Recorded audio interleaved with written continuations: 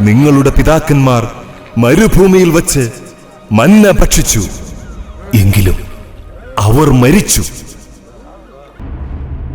ഗുരു, അവിടുന്ന് ആവശ്യപ്പെട്ടതുപോലെ പെസഹ ഭക്ഷിക്കാൻ ഇതാ മാളിക ഒരുങ്ങിക്കഴിഞ്ഞു. അതെ, ഞാൻ തന്നെയാണ് ജീവന്റെ അപ്പം.